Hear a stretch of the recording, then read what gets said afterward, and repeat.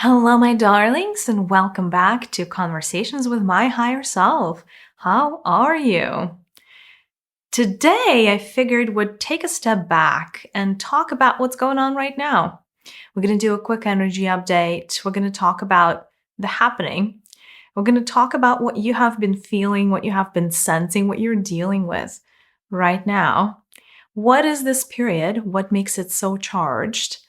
Yeah, we're going to dive into retrograde energies. There are 6 planets in retrograde. A lot of you know this. There is some interesting solar activity. We're going to talk about that. And then, of course, the energies of the fall equinox we're right in the middle of them. So there's a lot and you are being impacted. And I figured that sometimes it's just really good to take a break from evergreen topics and address um, the concerns of the moment. So that's the agenda for today. Before we get started, a couple of housekeeping items. Please know that you could be watching this podcast on YouTube because we are doing a video stream. My YouTube channel is This is Maria with a Y, Mariya. So join in. Also, if you are meditating with me on our Sacred Universe podcast, you are awesome. If not, tune in. We are uploading new content, new meditations and guided journeys there every Sunday. Last but not least, my book is out. My first book, it is called 72 Keys to Manifestation or An Ancient Path of a Modern Day Alchemist. It is a journey, a spiritual journey that is focused around manifestation and abundance and creating the life that you want, but it is so much deeper than that.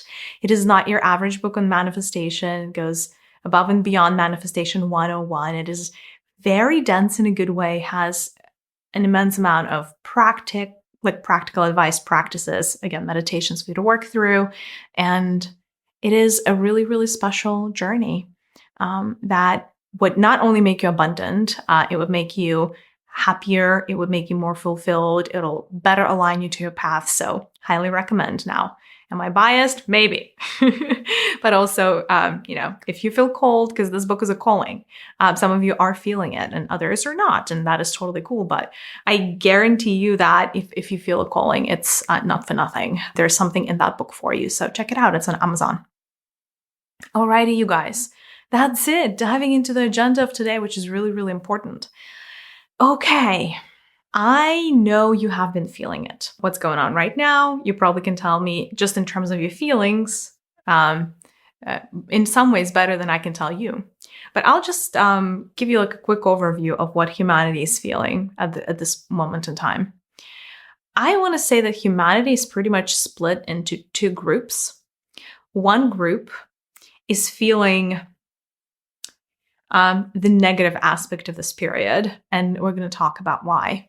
So these are not equal parts, by the way. So this is the larger group is feeling a little bit uneasy right now. Now, the degrees of the negative feelings, sensations, emotions really vary from person to person. But a vast majority of people either feels very stressed.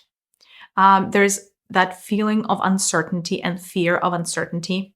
There is that fear of the future. A lot of you have been manifesting actually sickness over the past couple of weeks. And what I mean by that is just a lot of people are getting sick right now.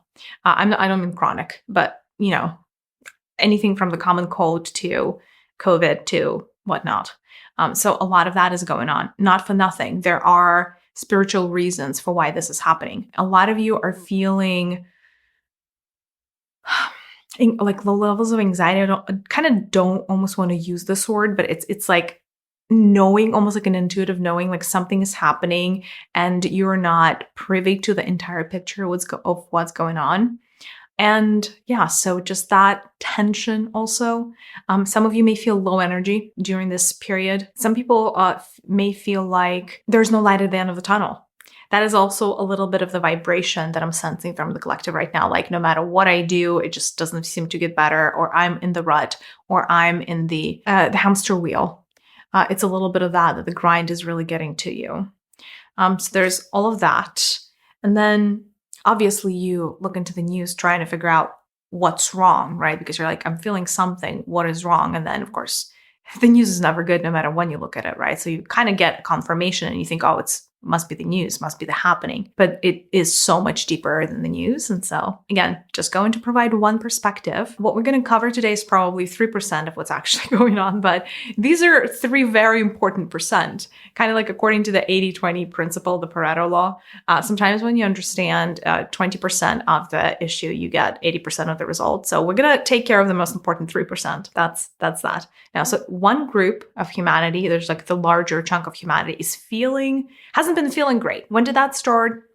5 to 7 days ago. How long is that going to last for? Another 2 weeks, give or take. Very rough estimates. Every person is unique. For you, it may be quicker.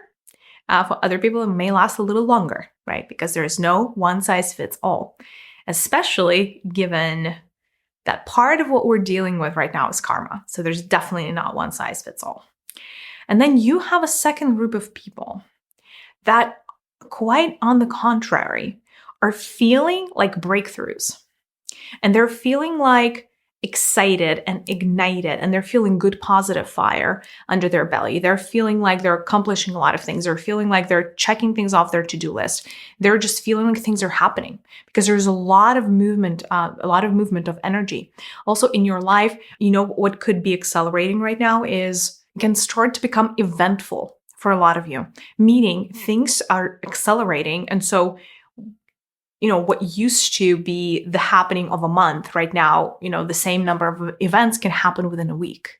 So you could be feeling some of that as well. Like there's a lot, and it could be good busy or bad busy, but it's busy. It's a very charged period, right? So essentially 2 parts of humanity, if I were to just kind of like largely divide the humanity, this is a little bit of an 75-25 or 80-20, with 80% of humanity maybe not having the best time, could be experiencing some, health things, or just, some general feeling of like non-optimized energy.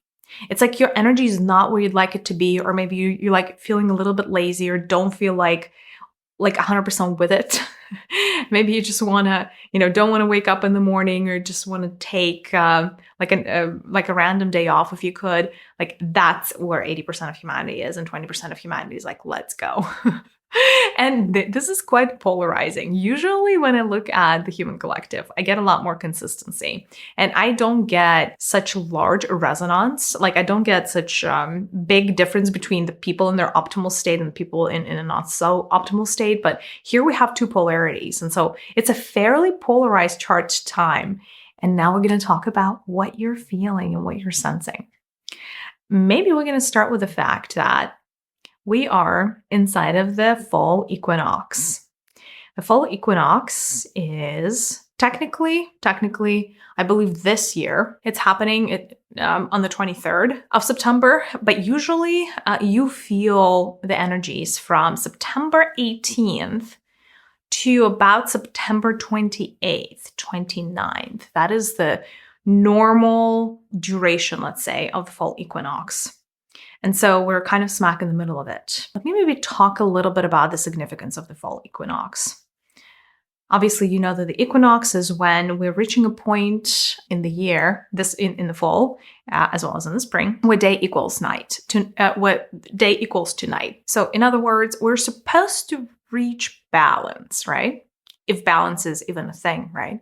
We're reaching the point where darkness and light are supposed to come in alignment with one another in a way that neither one is winning. And a really good analogy for this is the scales, where there are 2 sides of the scale. On one there is light, and on the other there is darkness, and they are in an equilibrium state. So that is what the equinox is supposed to feel like. Now, it may or may have not been feeling that way. In fact, I'd venture to assume, given how heightened everybody's emotions are, it hasn't felt all that balanced to you. So here's the deal, right? So if you watched my predictions for 2022, you know that this has been a year of karmic return and the release of karma. This is the numerology of this year. This was the number 1 agenda for humanity to get through in the year 2022. We're starting to walk into the last quarter of the year. And essentially, we're starting to run out of opportunities as humanity to get through our agenda for 2022. not only do we collectively have an agenda of releasing karma, each of you individually has an agenda of releasing karma for this calendar year. And so we're in September. That means really 3 months left and change, just, a little bit of change on top of 3 months. When you have an opportunity to get through the karma that you meant to get through. I will tell you this.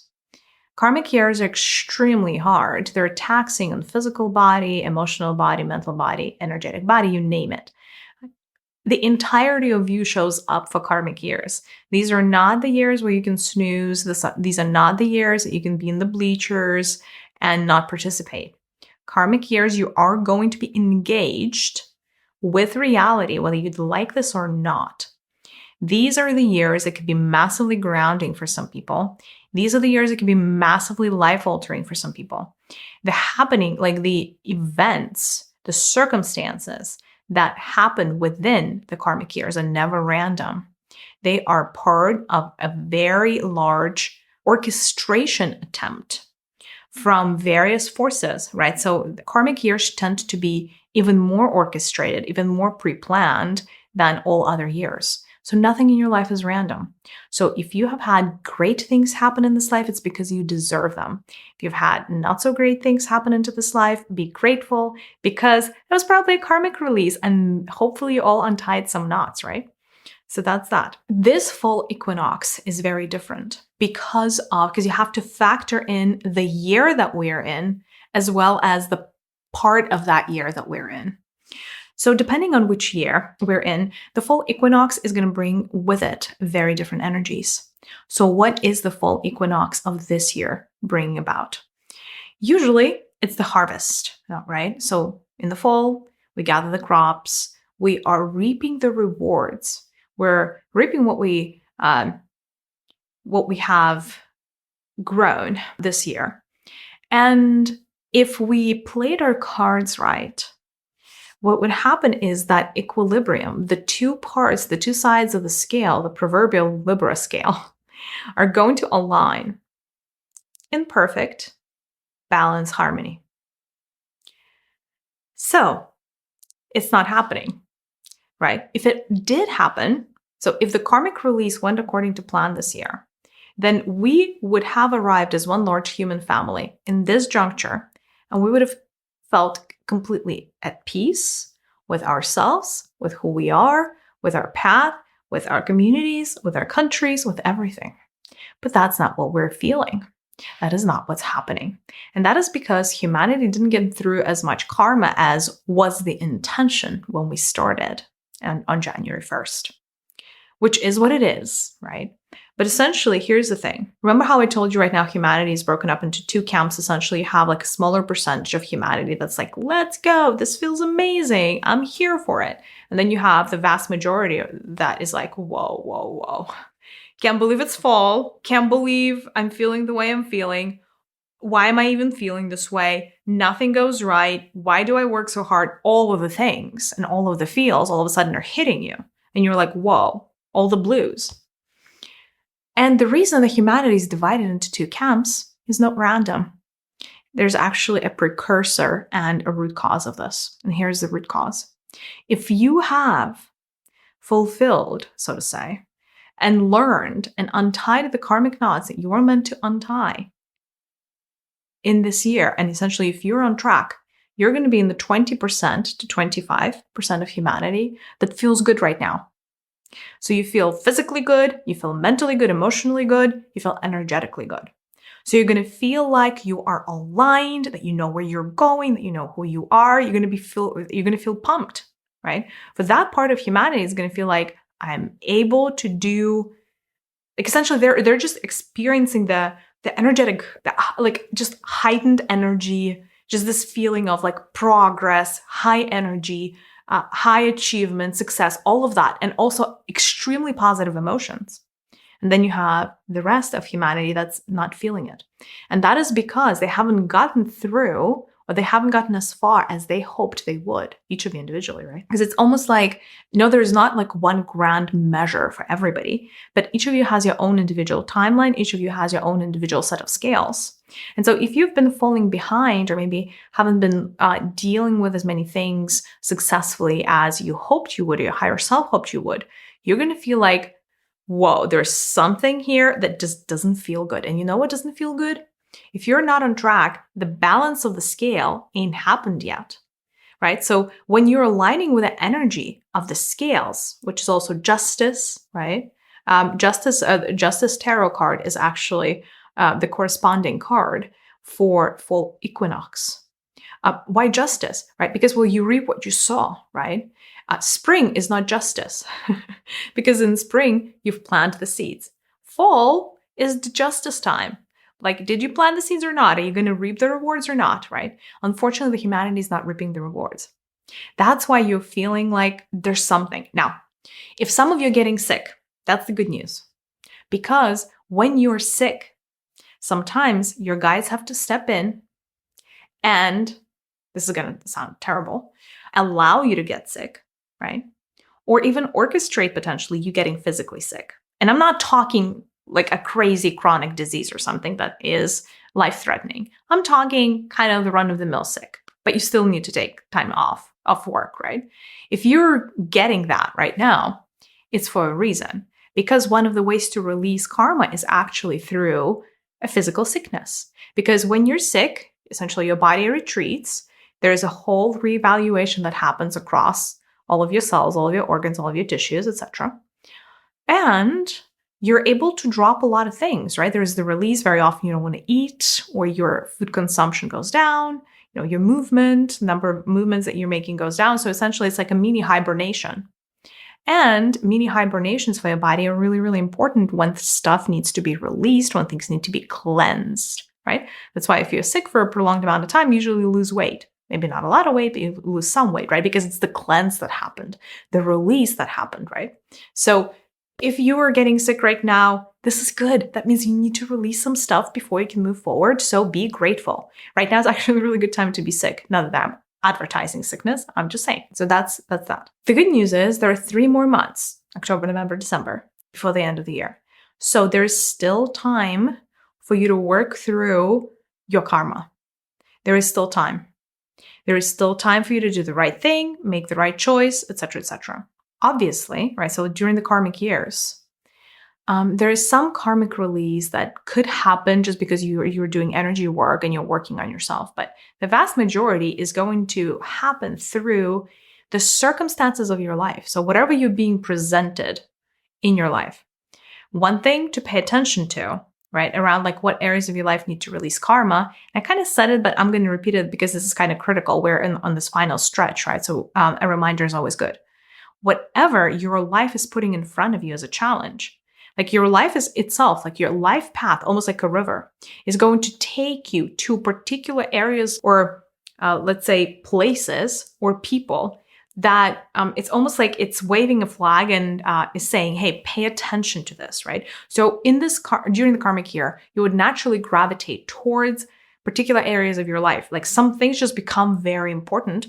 Or let's say you had a plan and you're like, I'm going to go all spiritual this year. And then a karmic year happens and all of a sudden it's just like your job is demanding your attention. Your work is demanding your attention. Like things just happen in your job that like, okay, like you're like, I cannot snooze. I need to be all in, putting in long hours and what have you. Like if something like that is happening to you, that means that right now you need to be focusing on your job and not your spirituality. It could be the complete reverse for some people, right? Or some of you get just magnetized into relationships, some particular relationships, or some just like in general, you have like a lot of relationship stuff to release, right? And so I guess the point that I'm trying to make is during the karmic release years, you're not as in control as you are during some other years. And as such, it is the universe that is aligning you with people, events, and circumstances that would enable the greatest karmic release, right? So pay attention. So rule number 1 for the rest of the year is pay attention. What is the universe putting in front of you? What do you think is the universe trying to show you? What are the patterns? Look for the patterns. The universe will send you signs and it'll send you patterns, right? And that is its way of communicating to you. Even if you don't hear your guides, don't talk to source, doesn't really matter. The universe is communicating to you on a daily through signs and through patterns. Meaning, what do I mean by that? Signs, kind of self-explanatory. I don't know, 11:11 is a sign. Seeing like a wild animal is a sign. All of these are signs. Forgetting something and missing a job interview because you had to return back home is a sign, right? All of these are signs. Patterns is something else. Patterns is almost like when you're flowing in the river of happening, right? Inside of the movie of your life. And it's the same thing happening over and over and over again. That's the pattern. It's kind of like, whoa, I've seen this before. Not quite the deja vu because it doesn't always have to, it doesn't usually come like a deja vu. But it's, I don't know, what could be a pattern? It could be a relationship pattern, like somebody always breaks your heart. And then you're like, oh my God, I've seen this again. Like, why am I stuck in this thing again, right? It could be the thing. Or I don't know, maybe you get fired from your jobs all the time. Like that could be a pattern. Maybe you, I don't know, lose your temper all the time when you're having an argument and that's your pattern. So, but it's a thing to pay attention to, right? Especially during the next 3 months, especially during karmic years. If you are feeling like something is your pattern or an event in your life, just like a bad movie just keeps coming back, or like a bad penny, whatever they say, right? That is your dead giveaway that you are not learning the lesson. Because if you're learning the lesson, if you're checking that box, it's never going to come back. That's it. Kind of one and done. That's it. When you're fixing karma, fixing is maybe the wrong word, but when you're untying karmic knots, once you untie the knot, it's gone. It's never going to come back, right? So that pattern is gone. If it is coming back, it's still a pattern. There's still time to fix this, right? So the reason I'm explaining all this to you is because the request that I'm getting from the collective is, how do we release karma, right? They're like, you're telling us we have 3 months left. We really want to work really hard at releasing the karma. And the good and the bad news is I can give you 60 meditations around how to release your karma, but the biggest lessons that are going to come through for you are going to be in the third dimensional real life, not a meditation in the next 3 months. The universe is going to put people, circumstances, and events in front of you. The universe is going to put choices in front of you that feel meaningful. It's going to be like, do you want A or B or maybe this C thing, right? And a lot of this could be karma related. So just be mindful that this is the period that you're in. Call upon your intuition. That's the one thing with the karmic years. When you're dealing with karma, you have a lot of spirit guides around you. They're all over there in your vicinity. So their messages may start coming through like a knowing, even if you're, again, even if you don't habitually communicate with spirit. Some of their messages, some knowing, some intuitive hits, or gut feelings, however you want to call them, they're going to start coming through, becoming loud, louder than maybe you're used to hearing them. Why? Because again, your spirit guides are standing close by and they know that when something is a karmic lesson, that is not your pattern to untie the knot yet, right? So they expect you actually to not pass the lesson because that is what you've done so many times before. That's why it's a pattern in the first place. And so they usually stay close. And in that moment when you're making a choice, there's going to be a voice that comes through into your consciousness, kind of telling you what the future holds, or like kind of sometimes giving you the right answer. So pay attention, be in tune, listen in, watch out for patterns and signs and intuitive hits. That's what you want to do. Also, the one thing I will tell you is cleansing rituals, cleansing meditations really help, not to clean the karmic patterns, but during this period, they help to stay as open to receiving the messages and recognizing a karmic pattern when it's staring you straight in the face. So how do you do the cleansing? I feel like I've given you so many different cleansing meditations before, but you may imagine in the morning when you're starting your day that you're standing under a large waterfall of light. And then you go literally body by body, at least the main bodies. And you want to imagine that this waterfall is cleansing away all of the dirt, schmuck, debris, anything that is stuck in your auric field. What do I mean by bodies? You have your physical body. The next one over is your energy body, then your emotional body and your mental. These at least are the 4 that you need to cleanse, right? So go one by one, right? Like first imagine that you're just in your physical body layer, a level watch as the waterfall cleanses or cleans this aspect of your body. Then you want to watch and imagine that the next one over is the etheric body or energy, one and the same thing, different words of calling it. Again, wash away all of the dirt, all of the things that are not supposed to be there. Any type of stuck energy, usually darkness, just want to flush it all out of your system, right? Do the same thing for your emotional body. Any stuck emotions, do the same thing for your mental body. Then at least you're ready to receive. Then you're ready to pass through the trials and tribulations and learn the lesson. We spent so much time on this. I did not intend to. So I better move on with my agenda. That's the fall equinox. Actually, just before we move on, fall equinox is supposed to feel really energizing, you guys, because fall equinox is a point of alignment with the sun. If everything is all right in your life and you don't have any of the heavy weights, the fall equinox time is supposed to feel wonderful. It is supposed to feel great. It is the harvest season, right? You're supposed to feel abundant. You're supposed to feel just loved, like all of the things. If that's not happening, it's a sign from the universe. Oh my God, too funny. Okay, there are 6 planets that are in retrograde. If you're into spirituality, you probably listened to like 6 videos about planets in retrograde. But here's the deal. Remember, guys, for those of you that watch that, the numerology of this year is a 6, which makes sense because we're in 2022. You add it up, you add the 3 2s and you get a 6. 6 is a number of karma. Obviously, that's why I call it this year the year of karmic release. Now, 6 is a number of a lot of other things. It just this year really truly happens to be the year of karma. There are 6 planets in retrograde. I don't know if you guys are seeing the pattern, but I'm seeing the pattern. And since we're listening to the universe, this is what we should pay attention to. So during the times of karmic years, planets are here to help, not hurt.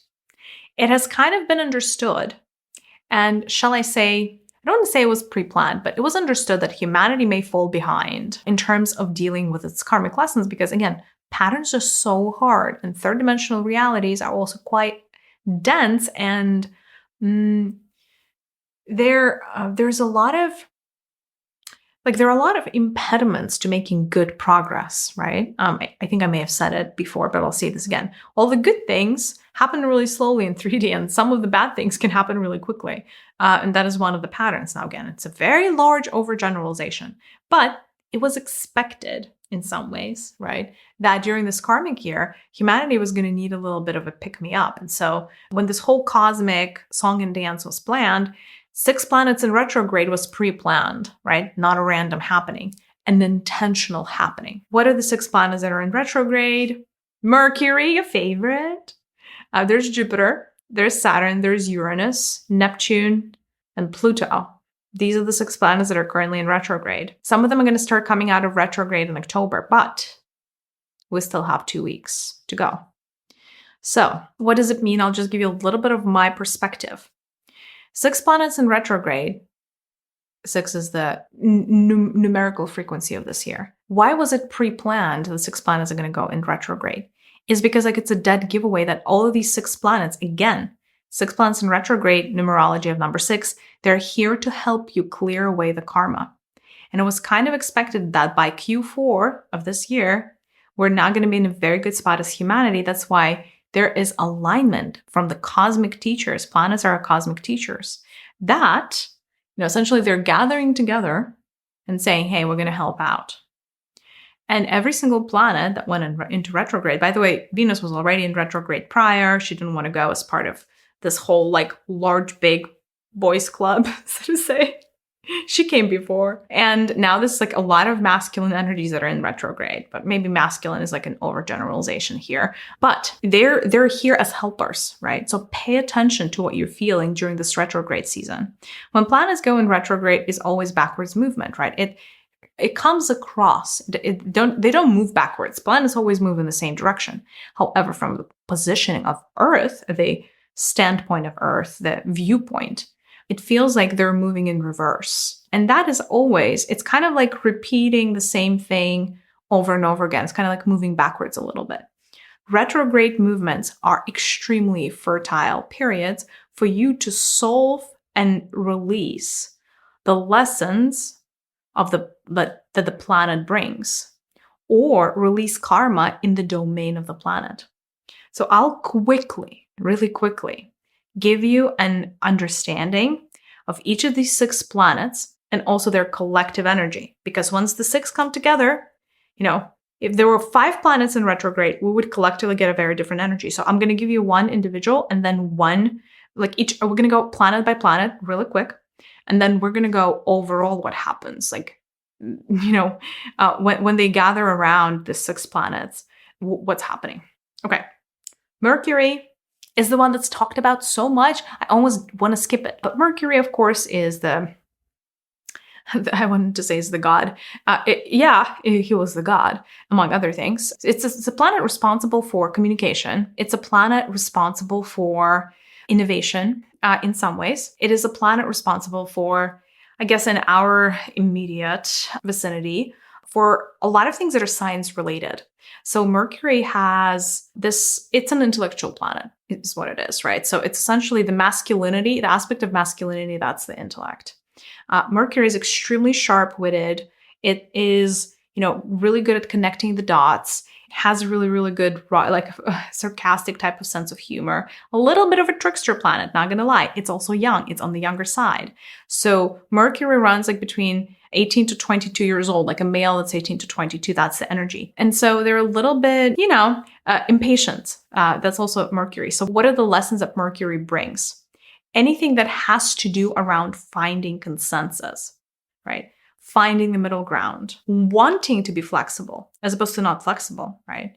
So Mercury in its best shape and form is the mediator, is the diplomat. Now, when it's in retrograde and the karmic patterns that are happening is when you're the opposite, right?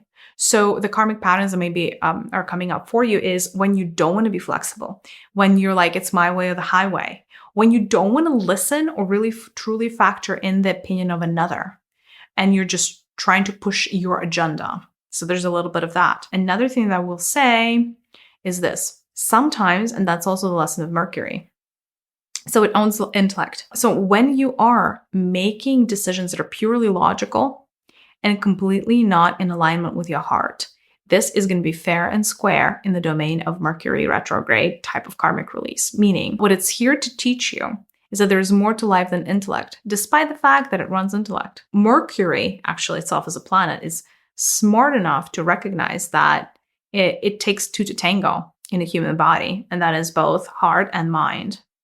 Right? So if you have been erring too much on the intellect side, too much on the logic, and not enough on everything else, this may start coming up to you as a pattern. What could be an example of that?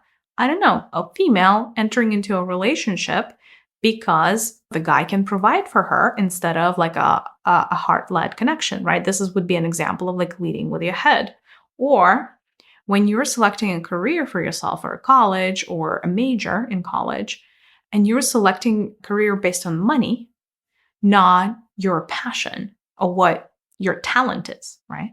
That's how a lot of people end up in law. That's how some people end up in accounting. That's how some people who are not meant to be doctors end up doctors, right? And then that's how a lot of people who are meant to be in the creative fields, like artists and writers, don't end up in those fields. So again, that's another lesson of Mercury. So everything that has to do with communication, right? So anybody that has a block in their throat area, again, Mercury rules the throat chakra. So if you are feeling, and if this is resonating right now, I did on Our Sacred Universe, I did a whole meditation around clearing and healing your throat chakra. Check it out, because this is another thing that may need to be released, right? A problem with communication is when your communication is not flowing freely. So that is trauma around being heard and being seen, any prosecution wound from your past life, any time where you're judging yourself for how you're going to come across. So anytime you're not allowing yourself to be fully self-expressed is right here. Throat area is also being on the path and being connected to the North Star, knowing who you are. So once you actually get to know the chakra, you would understand that this chakra is never going to, like the throat chakra, is never going to allow you to stay in the shadows in regards to who you're meant to be. That is the chakra that is meant. There's like one thing that the throat chakra is here to do, is to align you to the path that you're meant to walk. And so if you are spending your life in a career or a family or a circumstance where you're not meant to be, once you open up and heal the throat chakra, it's going to be like a little pull, like a little tug that's dragging you away from this situation into a more aligned situation, into a place in life where you're meant to be, right? And so again, Mercury, the lesson of Mercury retrograde, is actually aligning to your path. Okay, moving on before this episode becomes a 6-hour podcast. Jupiter.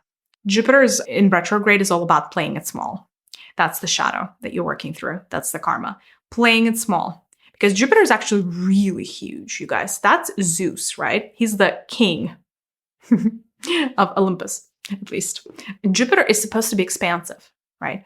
Jupiter is supposed to be ambitious. Jupiter is around strategy and, going for the things you're going to go. And it's success to like a very, very high degree, right? So Jupiter would never settle for being like mediocre. Jupiter just wants to be best in class. That's the energies of Jupiter, extremely expansive. So in its shadow, playing it small, not going for what you want, that is what it's here to heal. The inner critic, because the inner critic is always going to stop you. It's always going to prevent you from moving and getting to where you're trying to go. Rash thinking or knee-jerk reactions, that's also the shadow side of Jupiter. Because Jupiter is actually quite strategic, right? The Jupiter always looks at things from a high top, like literally from Mount Olympus, from like a mountain from a vantage point. Jupiter always sees and always notices like the big picture of things, right?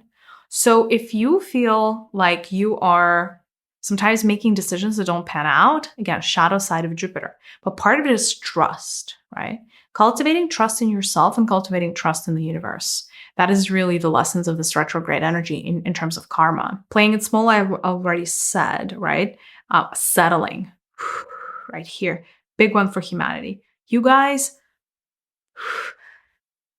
settle all the time, and that's the unfortunate truth. Settling for the salaries that are, maybe less than you deserve, settling for the job that you're tolerating but not loving, settling for a relationship that is a poor imitation of how you think things are supposed to be.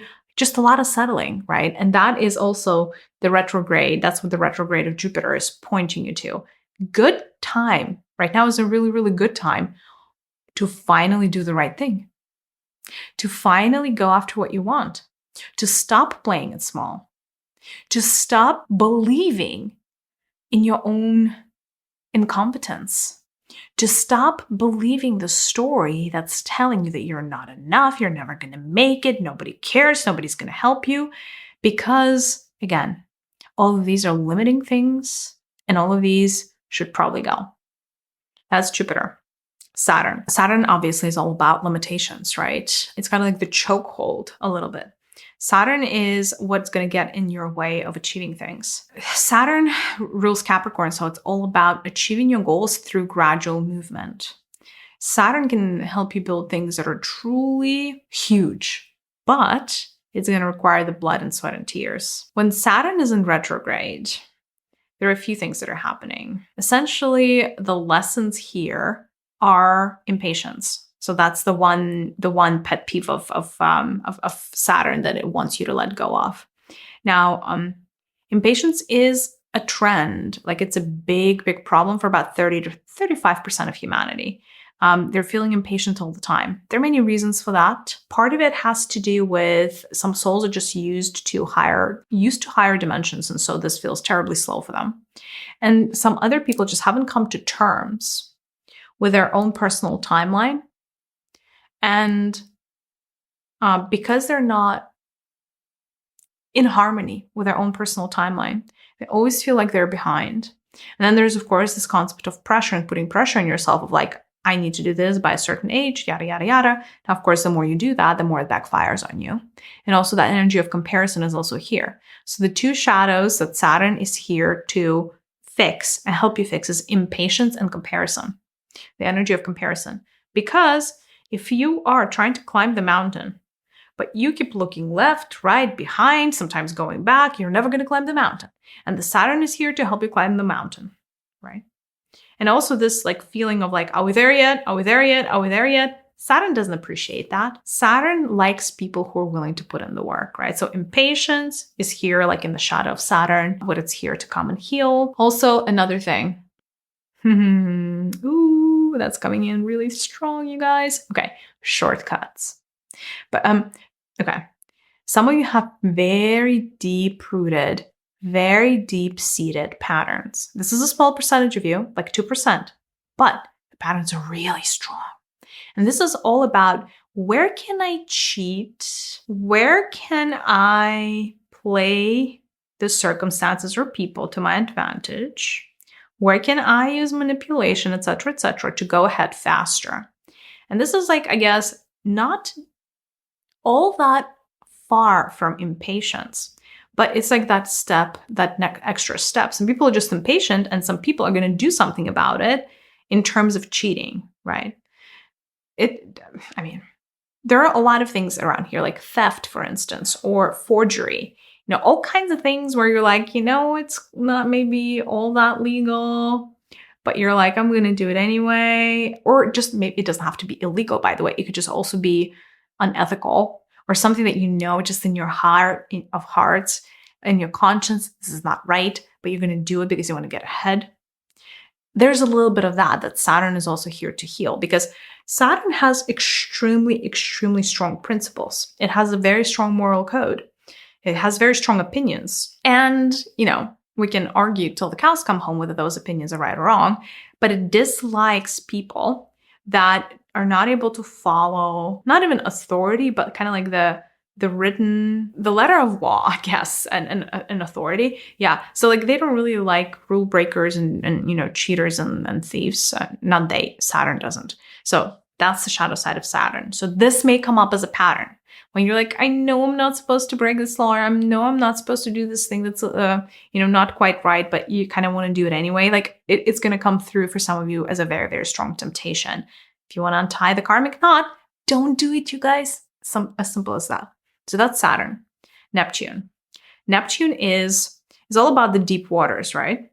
Neptune is the god of the sea. When Neptune is in retrograde, there is a resistance around feeling the feels. And the karmic pattern that you're coming up against here is not going deep into your emotions, like resistance to the depth of feeling.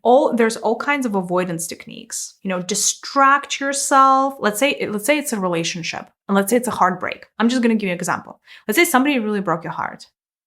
But instead of feeling all the feels, which, by the way, is going to help heal your heart really quickly, all things considered, you are distracting yourself with work.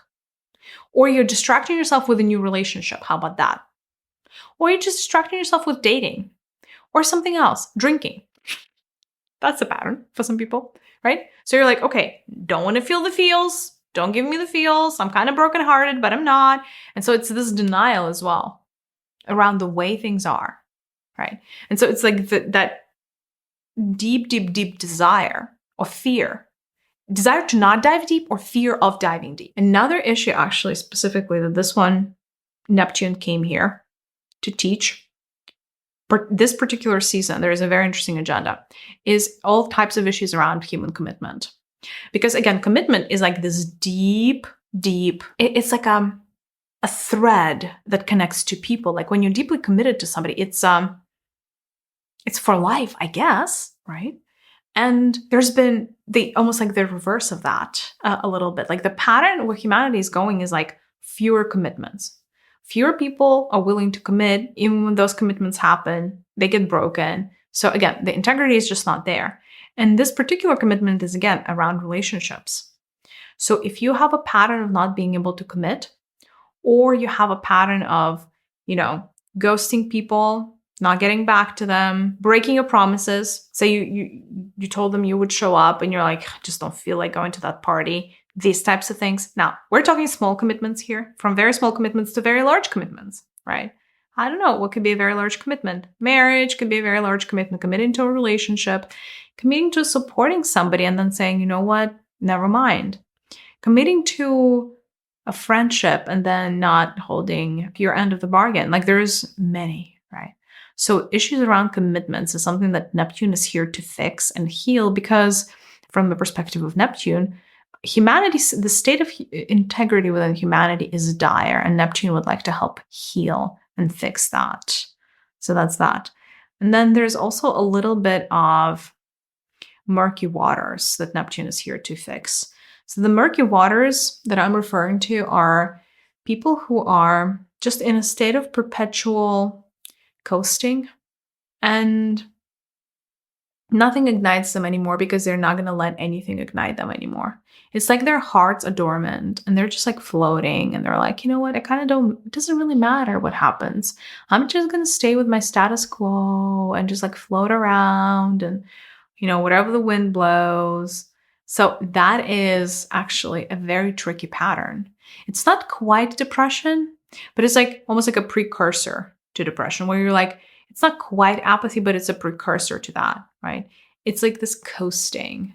And because Neptune goes for things that are deep, coasting is quite shallow. So it's here to allow you to move away from patterns of coasting and just, again, settling, although, apparently it's coming off from more than one planet. And because it wants to open up the door for things that are deeper. Open up the door for things that are more meaningful in your life.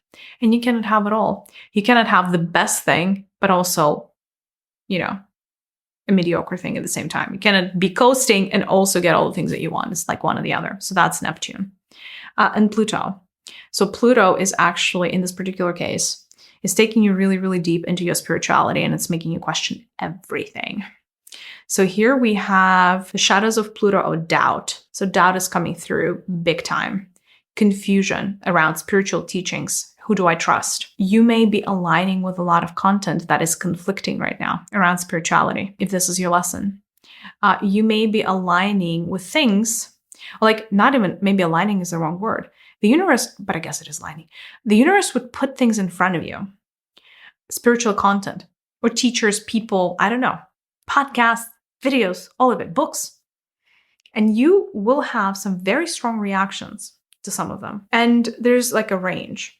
Some of them you're first are going to be like, oh my God, I love this. And then there's a disappointment because there's this teacher said something, or like their true face was revealed. And then you're like, oh wow, who have I been following? So there's a little bit of that. And then there's a lot of conflicting things where you're like, is this one right or is this one right? Because I kind of trust this one and I kind of trust this other person. But there are two different people and they're telling me two different things. And at this point, I don't even know what's right or wrong. And obviously the lesson here is discernment. The lesson here is open up your heart, open up your higher chakras, because the heart is the bridge to the higher chakras, and you would know all the answers. To be honest, you're not even going to need any of these teachers. You're never going to need to listen to another podcast of mine either. Just throw it to the trash. As long as you have the connection with the source consciousness, you're okay to never listen to anything ever again. You're good. You're all set for life. But this is what Pluto is bringing up. It's kind of like bringing up some mental confusion so that you could learn discernment. So a lot of the things that are going to come through the pike are even more confusion, even more people that are saying conflicting things. There are a lot of people in the spiritual field that are kind of like dwelling in the perpetual, I don't want to say darkness because that feels really judgy. And it's not even darkness, but they just talk a lot about conspiracy and how everybody's out there to get us, and we just have to fight, and it's fine. That is definitely a perspective, but is that a healthy perspective? Because if you're forever and perpetually in a warrior stance, what does that do to the ecosystem of your body, right? If you're forever expecting somebody to attack you, standing there with your sword of light as a warrior of light, looking for believing that, there's all these bad people, beings, demons, etc. to get you, and you're forever in a defensive mode, is that really a way to live, right? So again, a lot of these teachers are going to be put in front of you, and you just have to make a choice. What are you committed to in your life? What is the kind of vibration that you really want more of, and what are the kind of vibrations that you really want less of? And then Pluto is also here to challenge you in terms of what you believe in. So it's here to test your faith in some ways. It's here to test how open you are to seeing how deep the rabbit hole goes. So there's a lot of that in the collective as well. So you're going to be tested by Pluto, especially if that is your karmic lesson. You're going to be challenged to go deeper in certain places. And there may be a lot of resistance to that because some of you had past life patterns. And by the way, you know exactly who you are as I'm talking to you right now. You've had patterns in your past lives when you went deep and you saw how deep the rabbit hole goes. And then you started telling people about it, and then you got persecuted or you got hurt for what you knew.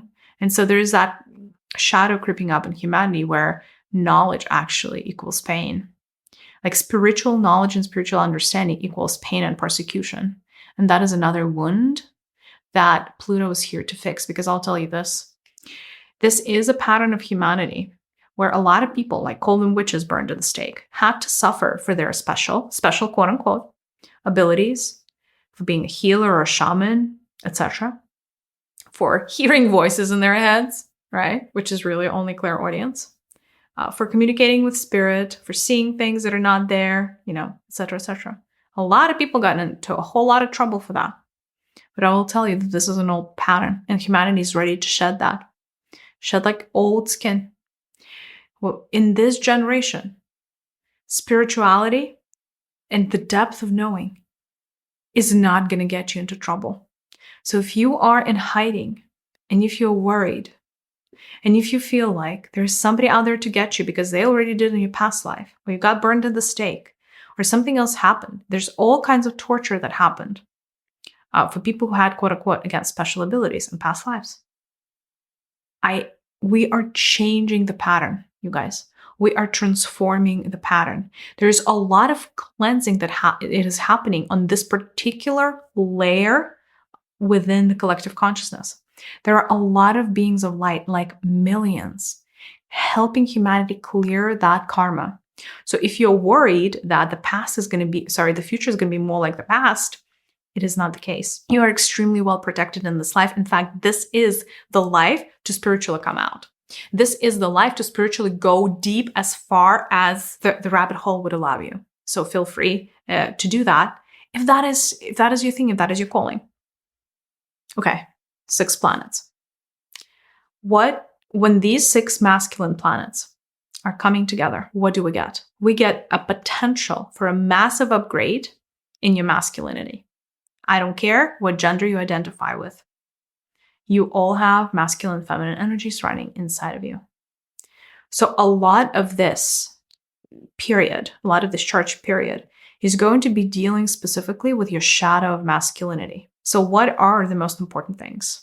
What are the pivotal moments? What are the pivotal knots for you to work through when these planets come together? This is what they committed to. Everything that has to do with confidence and self-expression. That is the first pillar that they're here to help you fix and help you pay attention to, right? So suboptimal confidence, or the lack of thereof, right? So the lack of confidence. Fear around expressing who you truly are. Fear around being on your path. Again, that fear of persecution that I mentioned, right? It all kind of has to do with self-expression. Because if you came here to be a healer, but you're going to hold on to that pain of being burned at the stake for being a healer, you're never going to be able to align with your perfect path. You're never going to be able to align with what your higher self wants you to do. What does that mean? It's wasted effort. Wasted effort. I know there are a lot of people that are going to tell you, it really doesn't matter.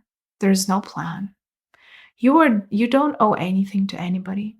You didn't come here to be on purpose or on mission. In fact, there could be a new mission for you every day. And honestly, like when I go up to the higher self level, they can't listen to this. They're like, oh my God, seriously? How many more times am I going to have to incarnate this aspect of myself into the same exact circumstance and always have to have them bail on this mission, right? So yeah, from the perspective of the higher self, it's extremely frustrating to watch a projection of yourself, like an avatar, pretend that the game that you agreed to play ain't real in the first place. That is extremely frustrating. So the pillar of confidence and self-expression is something that came really front and center. The second one is power struggle and control. That's the second thing that collectively the 6 planets would like to help humanity fix. So specifically around, so the control is essentially a form of fear. So when you feel like you need to be in control, this is how your fear of uncertainty is projected into the universe. As simple as that. Control is not a measure of your leadership qualities. Control is not a measure of the strength of character. The need for being in control is a measure of, is like your fear factor, is a measure of how afraid you are of uncertainty that comes from other people, circumstances, and the universe at large. It's also a measure of your distrust. It is a measure of a lack of trust and lack of faith in the fact that the universe is going to have your back. So it is a vibration of lack. And that is something that is an extremely masculine shadow, the need to have control over everything. Definitely over others, like controlling over others, starting in your family. Parents trying to control children, children trying to control parents, everybody trying to control their dog. Joking, obviously, but not. And, and then it just exacerbates from there, right? I don't know. Teachers trying to control students, professors trying to control students, bosses trying to control direct reports, et cetera, right? And all kinds of manipulation techniques, right? Because when you're not in a position of control, then your only choice, if you want control, is to resort to manipulation techniques and, all kinds of trickery to get what you want, right? Instead of being upfront, instead of going, and just pursuing it at face value. There's all kinds of shadow around manipulation. But again, the root cause of manipulative techniques and this thirst, this need for control is fear. So if you're seeking to heal this karmic knot, go no further than your root center. That is where your fear lives, in your root chakra, the red. So heal your red. Paramount. I did a meditation around fear. I think it may have been one of my first meditations on our Sacred Universe podcast. If this feels like you, please do yourself a favor and go listen to that so you can start releasing the fear. You're not going to need to control anyone if you trust the universe. The universe is meant to be trusted. By the way, like when you're controlling another, it's kind of like taking their lunch, because you're essentially taking away parts of their free will. You cannot take away the free will of another without somebody or something else taking away your free will. So when you're trying to control the universe, you fail eventually, because you can't control everything. That's why they have disasters, like natural disasters. Try controlling a tornado. Good luck to you. Try controlling an earthquake. You cannot, right? So if you chose to abuse whoever is in your power to abuse, or maybe abuse is a strong word, gently nudge them towards what you want them to do in a manipulative way, then please know that somebody or something is going to do the same thing to you. So if you're making someone in your life feel powerless, what's going to happen? The universe is going to make you feel powerless in return, because everything is a mirror. This is a dead end, you guys. It is a pattern that needs to be healed, and it needs to be healed right now. And last but not least, the third pillar is the relationship between our inner masculinity and our inner femininity, and getting us back into our balance, getting us back into the scales that are, the right scale and the left scale are on the same side. Not one is not over the other. So it is this dominating, essentially patriarchy. It is, if I were to just name this with one word, I would say heal the patriarchy wound. By the way, the patriarchy is just so sad, because it's not just the female aspects of us that are hurting, it's the male aspects that are hurting just as badly.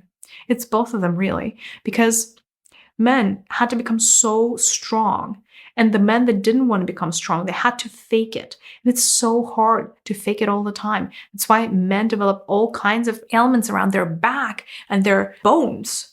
Because it's just too hard to carry the weight of both genders on your own shoulders. And when you carry the weight of two genders as one gender, The other gender feels like it's carrying nothing. And so it feels like it doesn't matter. It has no voice, it has no power, it has no nothing, right? So this mess is just, it's been, there's been no balance. There's been no balance. And so it's actually the 6 masculine planets that are coming together to help fix the patriarchy, the wounds inflicted upon the feminine aspects of ourselves, and the disbalance caused by one gender being kind of like in the spotlight, but at the same time, one gender having all the expectations while the other also had expectations, but let's just say to a different degree, right? So that. Which brings me to my last point, which is the solar activity. Don't have a lot of time for this, but you may have heard me mention that something's going on with the sun. Some of you may have felt it over the past couple of weeks. It has been manifesting in the form of headaches. It has been manifesting in a form of, for some of you, strange dreams. For some of you, actually insomnia. But essentially, a lot of the higher centers were activated. Your crown center has been hit quite hard, in a good way, actually, by solar streams and solar energy. The sun is extremely active. But here's one thing you need to know about the sun. The sun is going through its massive shift. The sun is going through its major transformation that hasn't happened in thousands of years. And I mean many thousands of years. If you've been following me, you know I'm a big proponent of working with the solar energies, understanding what the sun is from the spiritual perspective, understanding that it is actually a proxy for source consciousness. But really quickly, just so you understand, the sun is essentially a collective energy. The sun is about 60% source consciousness at any given point in time, because the sun is the source of our immediate source of energy, right? That is what we tap into for a lot of things to happen, for things to grow, emerge, solidify, for things to happen. So 60% of that energy is always steady. It is like a constant stream that goes straight from source into our local sun. And I'm talking about our local sun, right? And by the way, you know, how our local sun is set up, it's very similar to the constitution, shall we say, of almost any other sun in our immediate surroundings in our universe. So they're all built according to the same template, shall we say. And so 60% of that energy is always consistent because it always comes from source. So these are high vibrational, very potent energies that we perceive as heat. There's another 40%. Another 40% of the sun is an energy that always shifts. Maybe I shouldn't be saying always, but shifts from time to time.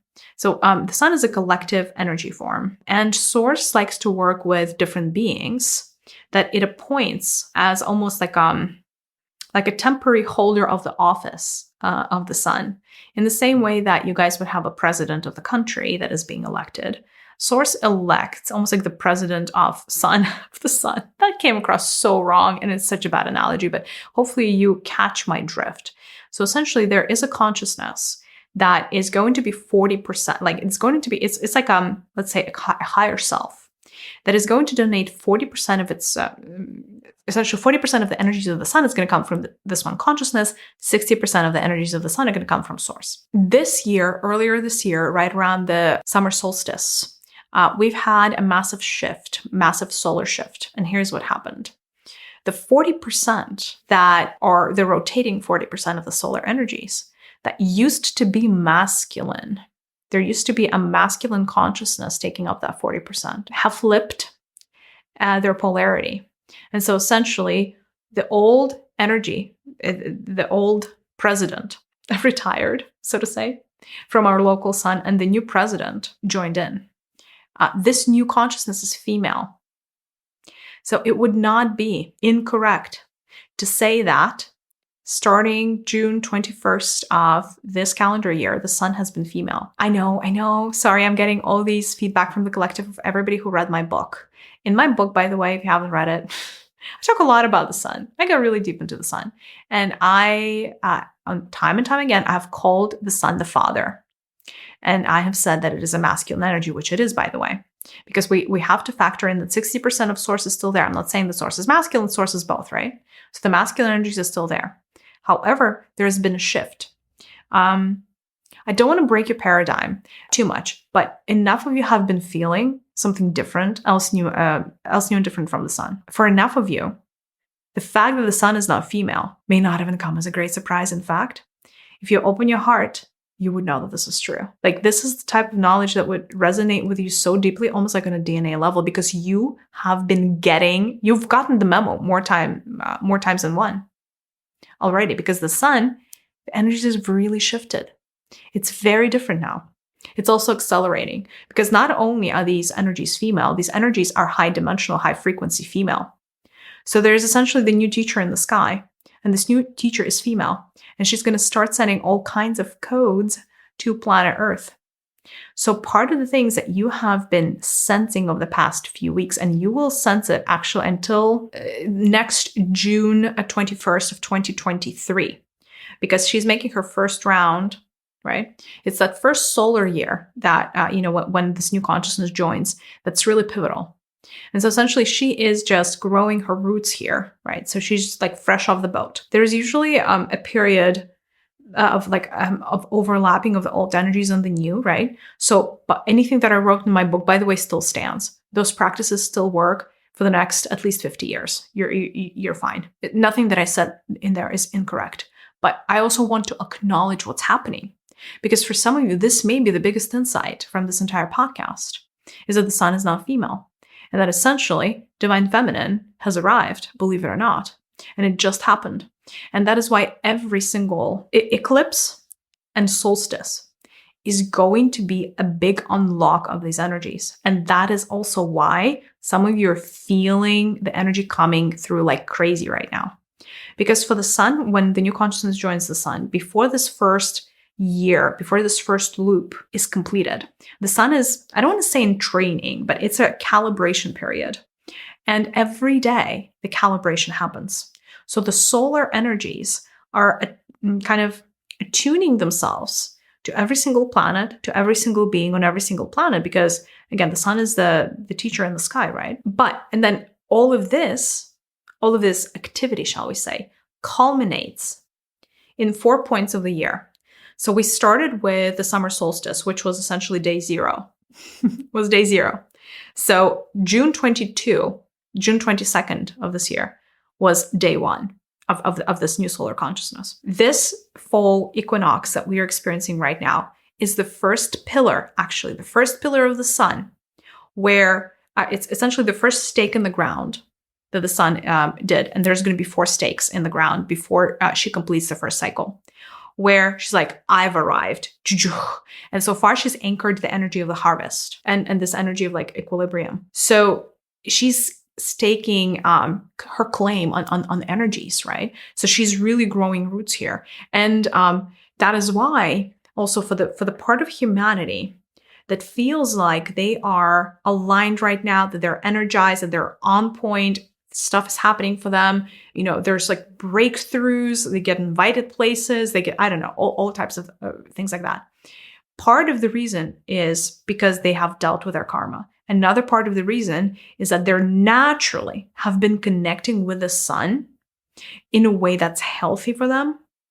And they worked through whatever karma they had. So essentially what I'm saying is they have cleared a lot of their feminine related karma and have built a really, really good relationship with the Divine Mother. And if you're feeling like this right now, you're feeling out of whack, that is actually the opposite of that. That means that there is an opportunity for you to align yourself to the female sun that has only been around for 3 months and is going to be around for a while, thousands of years. It's actually undecided yet when she's going to leave. But over 10,000 years.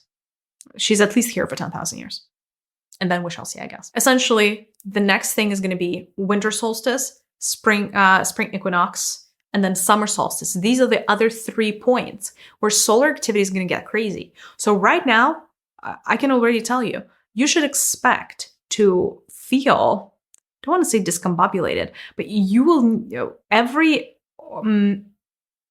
in all 4 of these 3 actually that are left, in the 3 of these like pillar putting stake in the ground moments, you're going to feel it a week before and a week after, kind of like an eclipse energy. If you're familiar how you're feeling during the eclipse energies. So there is like a range, like a period when that energy is really going to manifest itself.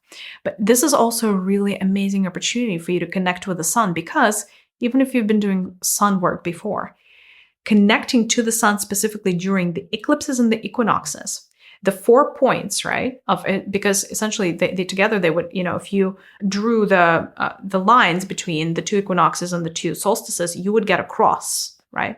And the cross is, as we know, what Christ consciousness is all about. It's what true equilibrium is all about. It's how the energies are supposed to work in the universe. It's very important for you to connect with the sun specifically on or around the days of the eclipses and solstices, specifically from, well, I guess starting right now, because we kind of missed out on the first one, which was okay, because that was not the first stake in the ground. The first stake in the ground is right now.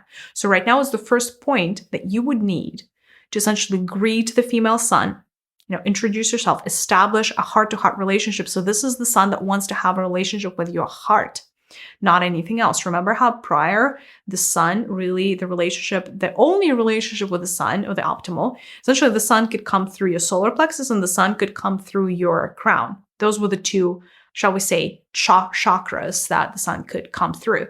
Right now there's a third one that opened up, and that is the heart. I would argue that going forward, the heart connection with the sun is going to be your most potent connector. So right now, it's actually really important, if you are, interested and serious about getting on with, your life in the most successful way possible, I highly recommend you do a ritual or like a meditation, right? Where you are imagining that the female sun is in front of you, that you would open your heart to receive her codes, because she's coming with teachings. She's not just coming not for nothing, right? She showed up. There's like this big agenda. There's a lot of scrolls that she's going to need to get through and like integrate, etc. And it's actually important to open up your heart and imagine that you're building this bridge of light between your heart and the heart of the sun. And then you would imagine that she's starting to send you codes through your own personal bridge. And she's going to start sending you things that you really need in the next lap of your journey. And then a similar thing you're going to need to do during the winter solstice, spring equinox, and summer solstice, whenever that comes next year. This is like a quick preface for you. That's that.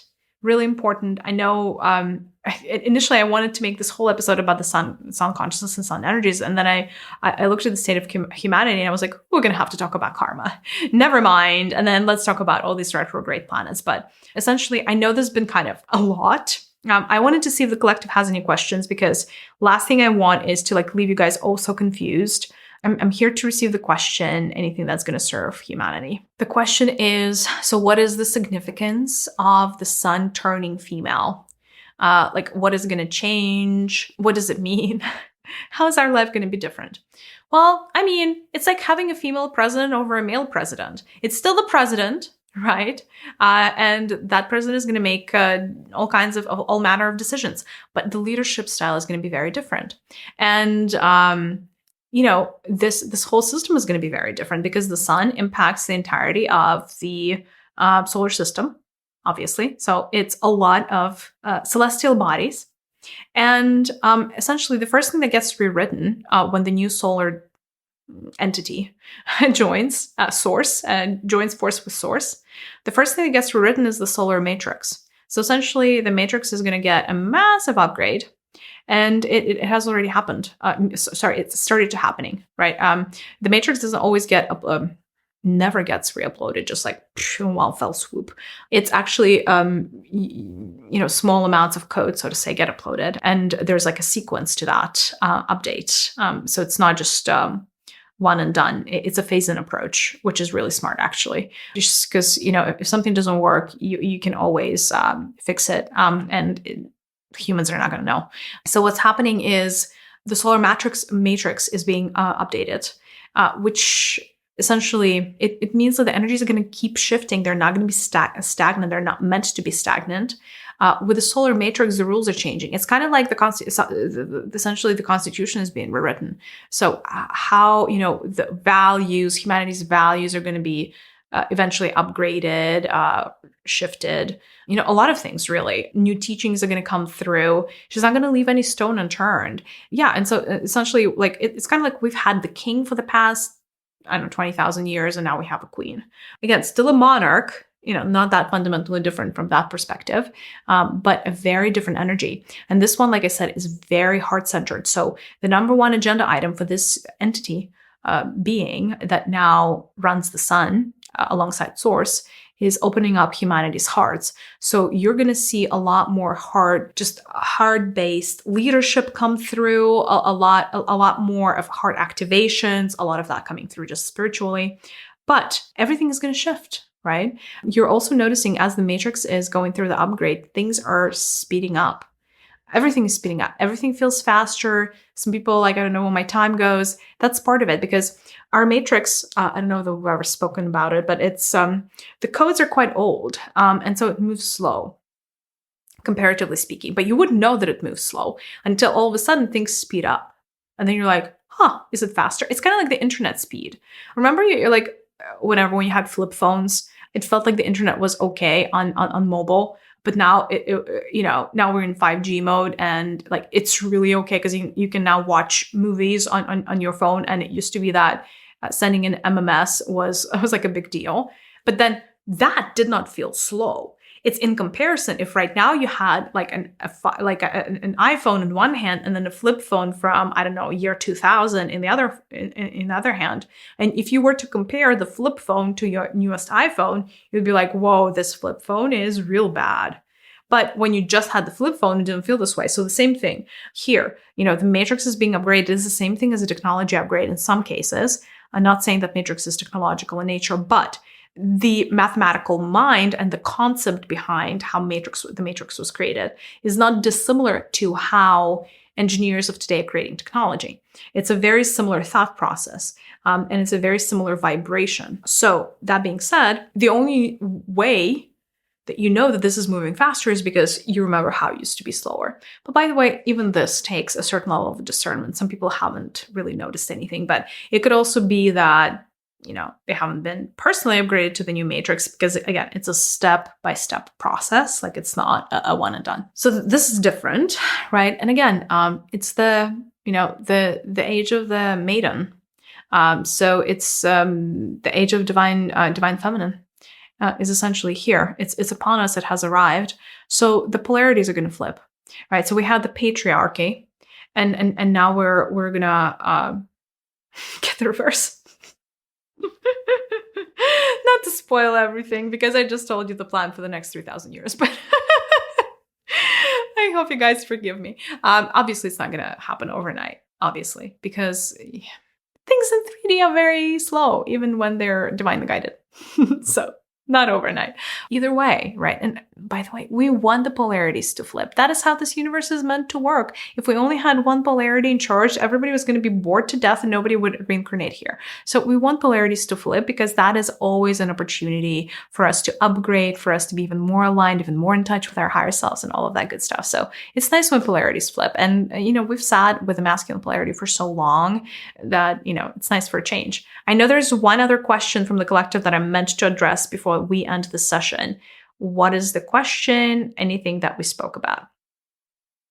The question is, if I've been feeling really, really rough over the past few weeks, and you said that this, essentially going to be here for another couple of weeks more, is there anything at all I can do to ease the process, to make things a little bit smoother for myself, because this has been tough and I don't know that I want to do it for another two weeks. Whew. Tough question, because if you're feeling it, it's not meant to feel easy. So almost like, do I give you the hack? Do I not give you the hack? And what would I give you? Because I don't want to mess you up. Like I always want to set you up for success. Very often when you're feeling heightened amounts of energy, is because you are receiving things from the cosmos, let's call it, and from spirit, but you're not able to process it at the same speed that you're receiving it. And because of that, certain things get stuck. And when they get stuck, they create all kinds of distortions in your field. It could be ailments. It could just be this sense like you're overwhelmed, all the good stuff. By the way, in karmic years, this is even worse. It's like, imagine somebody dropped you a letter at a certain frequency, and you didn't get through, let's say it was like 1 letter an hour, and you didn't get through like 13 letters. But they keep dropping. So the pile of letters, unread letters or unread books just keeps on growing. And this creates a sense of overwhelm. So what I'm sensing from you, this particular person that asked this question, but also in general, this is a little bit of a pattern. If you want to make things easy on you, the best thing that I can tell you is release. Release is the strategy. Release can happen in many ways, shapes, and forms. One form of release is decluttering, because you need to start letting things go. And if you cannot let things go and like just be a sieve and like sift things through your body effectively, then you're going to have to release to create space so that your body could start processing things that it's meant to process. So what does it mean? Let go of physical things. Just throw away all the trash or donate some of the clothing that you're never going to wear. Get rid of the old chipped plates, or all the stuff that you just never got around to just like releasing. If there is a stained couch or something along those lines and you're like, I don't know, is it too old? And just release it. Honestly, like, it's better to not have a couch than have all the stuff that you've been holding on to, just cannot let go. Because again, this is a good year to release all the stuff in your apartment, in your life that no longer belongs. Right? And the simplest thing to release is the physical, like physical possessions, the simplest, right? It gets harder when it's like, release the job that you don't want, release the person that you don't want, especially if you're married to them, like release all these other things that you could be releasing. Those are really hard potentially, right? But a couch, chipped mugs, you could probably release really, really quickly. So that's step 1. Step 2, energetic release. The best way to release things is through the chakras in the soles of your feet. You can also release things through the chakras in the palms of your hands, but in this particular case, probably the soles of your feet, because there's stuck energy in you. So ideally, you would be barefoot if you can, on the ground, barefoot, standing on the soil, Mother Gaia, Mother Earth. And then you would imagine that there is all this stuck energy that has been gathering in your body, is just leaving your body through the soles of your feet. And just release all the things that doesn't belong, especially if it's dark energy. So just let go. What are other forms of release? Journaling, especially if your self-expression is blocked. Some of you need to write 10 plus pages for you to even start feeling the relief. Because there's been all of these things that are unsaid, all of these things that are stuck around emotional and mental wounds. And so journaling is another form of release. Highly recommend. Singing, if you don't want to journal, another form of release. And dancing, whether that's ecstatic dance or what have you, just, dance like nobody's watching. That's another form to shake it off and release. So that is the winning strategy that I can give you that is going to make this process easier on you, but is not going to mess up with the agenda of essentially the universe, your higher self, or even your agenda, right? So that's that. Alrighty, my darlings. I know this was a lot. Please let me know if you've been watching this on YouTube. Please let me know if this resonates. Please let me know how you've been feeling. And yeah, if you have any questions, you can also drop them in the comment section on YouTube. I can't guarantee I'm going to respond to everybody. I'm going to try. Alrighty, you guys. Sending you a big virtual hug. I'll see you in the next one. Bye.